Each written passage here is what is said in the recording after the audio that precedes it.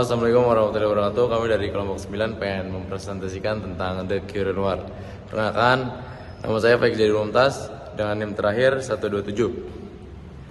Perkenalkan, nama saya Wali Adiatul Farisi dengan NIM terakhir 131. Perkenalkan, nama saya Alia Sabila Putri dengan NIM digit 119. Yang terjadi di akhir abad ke-19, waktu dunia baru kenal sama listrik sebagai sumber penerangan. Tokoh pertama yang jadi sorotan adalah Thomas Alva Edison, penemu terkenal yang menciptakan lampu pijar. Edison bukan cuma penemu tapi juga penguasa yang pintar banget memasarkan hasil temuannya. Lewat perusahaannya Edison Electric Light Company, ia berhasil bikin Manhattan jadi kota pertama yang diterangi lampu listrik. Tapi sistem listrik yang Edison pakai adalah arus salah DC, direct current. Masalahnya arus DC cuma bisa disalurkan sejauh sekitar 1 mil saja. Jadi butuh banyak generator di berbagai tempat dan itu jelas mahal serta tidak efisien. Nah, waktu menjual pesaing bernama George Westinghouse yang ngenalin sistem arus bolak-balik AC, Edison mulai panik. Dia bahkan menolak saran bawahannya termasuk Nikola Tesla buat coba sistem AC. Dari sinilah mulai muncul konflik besar antara para ilmuwan dan pengusaha listrik itu.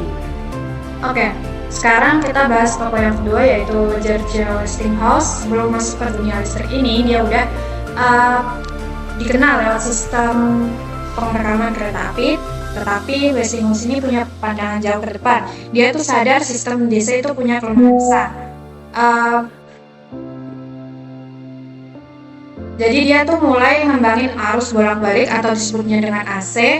Nah, keunggulan AC ini itu bisa mengalirkan listrik jarak jauh tanpa banyak kehilangan energi dan cuma butuh satu generator buat area luas. Westinghouse ini juga beli paten generator AC dari Siemens dan transformator dari Eropa, alat yang bisa mengatur tegangan listrik naik turun.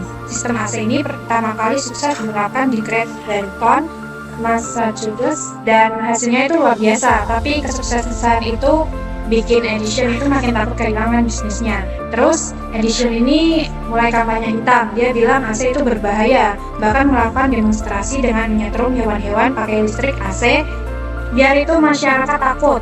Nah, yang paling parah, dia tuh terlibat dalam pembuatan kursi listrik untuk mengeksekusi narapidana juga menggunakan arus AC.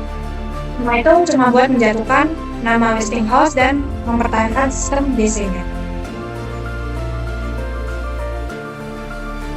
Nah, di tengah perang dua raksasa itu muncullah si jenius Nikola Tesla. Awalnya Tesla kerja buat Edison dan bantu memperbaiki sistem listriknya. Tapi sayangnya janji bonus dari Edison nggak pernah ditepati. Akhirnya Tesla keluar dan sempat hidup miskin banget. Bahkan kerja gali parit demi bertahan hidup. Tapi kejeniusan Tesla nggak berhenti di situ. Ia berhasil menciptakan motor arus bolak-balik atau AC motor.